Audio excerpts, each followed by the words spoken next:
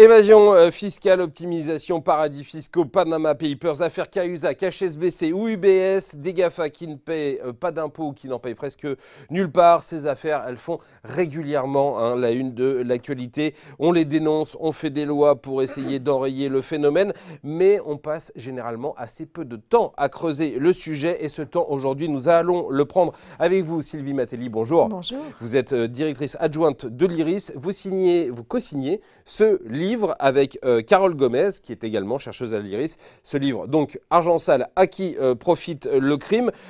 Pour bien comprendre de quoi on parle, Sylvie Matelli, c'est pas une thématique qui est apparue récemment parce que, après la crise des subprimes, vous donnez dans le premier chapitre du bouquin 3 exemples qui sont assez parlants. Un, où vous parlez du cartel de Medellín. 2, vous parlez du Premier ministre israélien Ehud Olmert. Et 3, vous parlez d'un match de foot qui a été interrompu. Est-ce que vous pouvez nous raconter en quoi ces 3 affaires qui ont été médiatiques à un moment ont un rapport avec l'argent sale ? Eh bien parce que dans ces 3 affaires et dans ces 3 cas, on retrouve systématiquement soit des détournements d'argent, soit du crime, criminalité organisée, des trafics divers et variés. Et donc de l'argent sale. Dès qu'il y a de l'argent, il y a forcément de l'argent sale. Voilà, Ehud Olmert qui a été en prison pour corruption. Évidemment, Pablo Escobar qui avait mis en place un gigantesque système de blanchiment d'argent parce que c'était colossal les quantités d'argent qu'il avait à blanchir. Et puis la mafia d'Extrême-Orient qui truquait les paris sur le foot anglais. Alors, moi j'ai découvert quelque chose dans votre bouquin, c'est qu'il y a une gradation de l'argent sale. On parle de l'argent sale, on le met à toutes les sauces, c'est ce que je disais en introduction, mais il y a une gradation, il y a un tableau qui existe. Est-ce que vous pouvez nous expliquer quelles sont ces différentes gradations de l'argent sale ? Oui, tout à fait. L'argent sale, on va de l'argent blanc finalement et propre à l'argent noir, en passant par le gris et différentes nuances de gris, sans mauvais jeu de mots bien évidemment.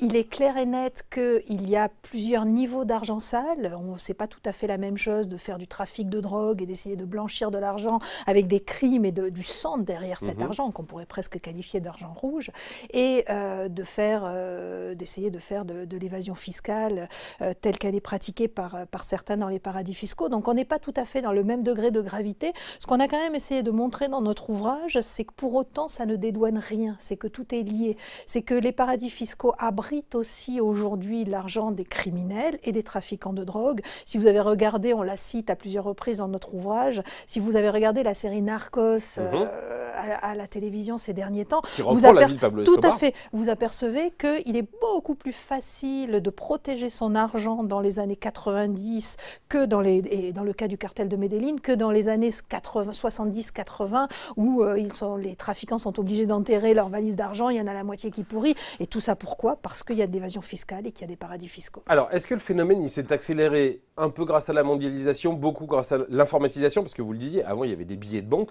aujourd'hui l'argent il est devenu immatériel. Alors il y a les bitcoins évidemment, mais l'argent c'est aussi des flux qu'on peut faire via des tablettes, via des téléphones portables, il est devenu totalement immatériel. Est-ce que ça a transformé la mécanique de l'argent sale ?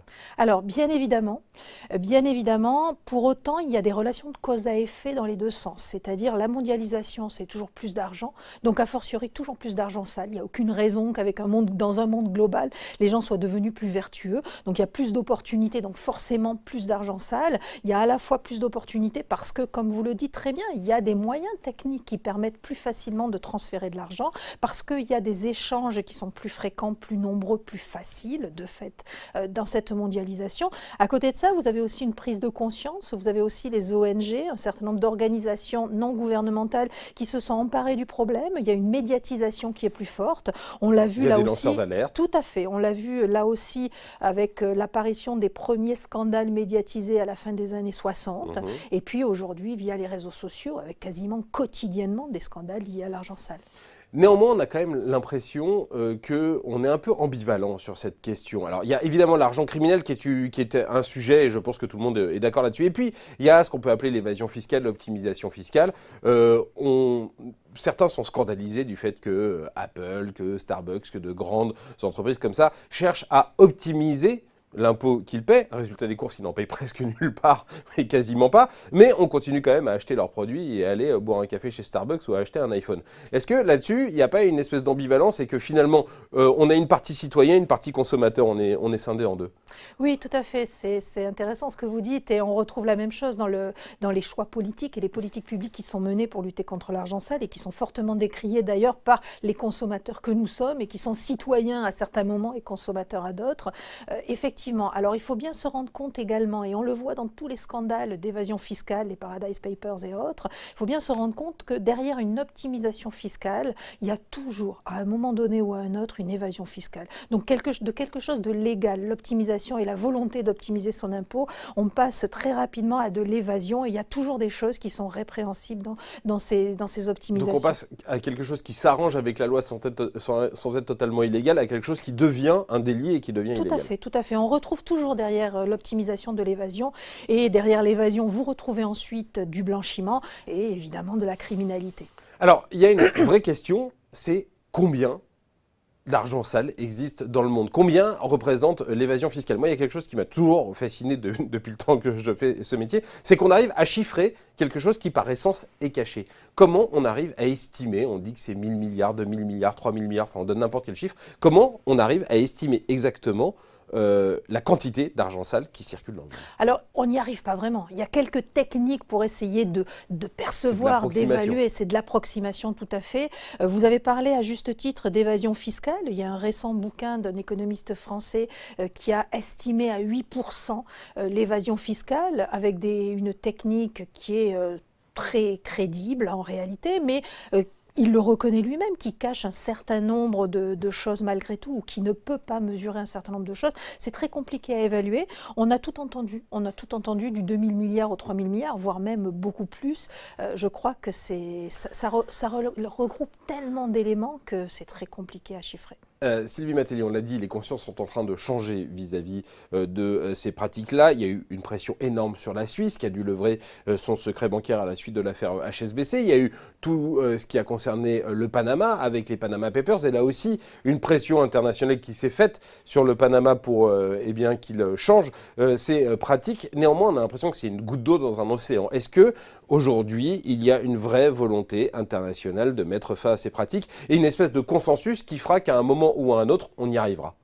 Là encore, on est face à une véritable ambivalence des politiques qui, très clairement, sont pas du tout dans le mensonge ou la malhonnêteté quand ils s'expriment à la télé en expliquant qu'ils veulent absolument éradiquer tout ça, parce que je crois qu'ils prennent conscience aussi qu'il y a un danger en la matière et un danger pour nos démocraties, mais qui, à côté de ça, n'ont pas forcément la volonté politique d'aller jusqu'au bout, de mettre en place des mesures dont ils craignent deux choses. Premièrement, qu'elles soient détournées, donc inutiles, et c'est effectivement ce qui arrive très très très souvent, et deuxièmement, qu'elles viennent affaiblir une croissance économique qui est en ce moment en train de redémarrer, qui était affaiblie par la crise. Elles existent ces mesures? On pourrait les prendre simplement si on avait le courage politique, parce qu'on a l'impression qu'en fait elles n'existent pas.